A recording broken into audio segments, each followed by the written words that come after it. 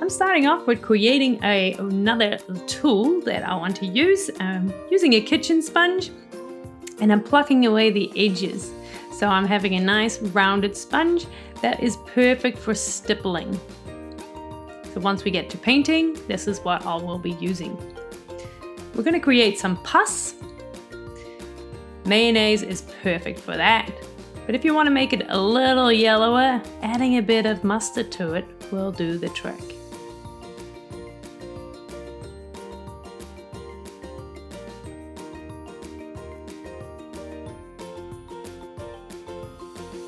Then we have some banana. Squish up a couple of slices of banana and this will be our fatty tissue. And further, we might need some rice. Cooked rice, that is. With our wax, we're going to spread it out over our arm or leg or wherever you would like to work, making sure we got those edges blended nicely again. I don't have to create a massive thick ridge in the middle here because I'm going to be cutting out quite a large slab. With my butter knife, I'm cutting that piece out. And it's very easy to remove the middle, just lift it out. And there we go. I'm using my sponge. I'm wetting my sponge first and using my cocoa coffee mixture together with the blood, and I'm going to be stippling around the whole wound.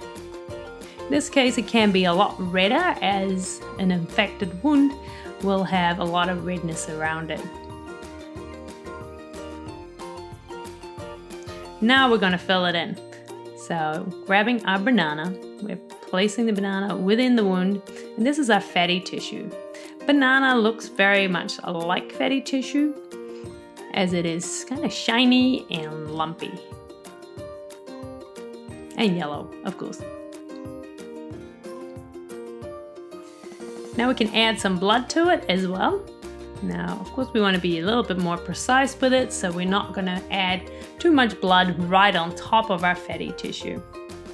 Use a spatula or a brush to put the blood all the way through your wound. And of course, we can always add some extra banana back on top.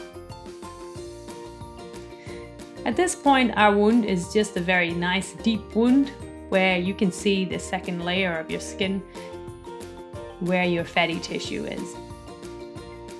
So if you don't want to make it too gory, this is where you'll stop. However, it becomes a lot more interesting once you can add some pus. Use our mayonnaise and mustard mixture to add our pus to the edges of our wound.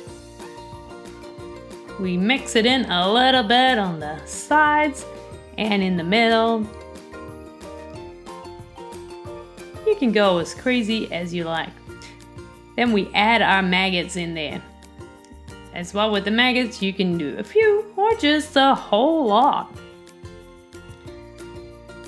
Now I would recommend using a little thicker rice, so sushi rice would be perfect. My maggots are a little thin, however they still look pretty awesome. I use my brush with the brown color in to give all the maggots a little face.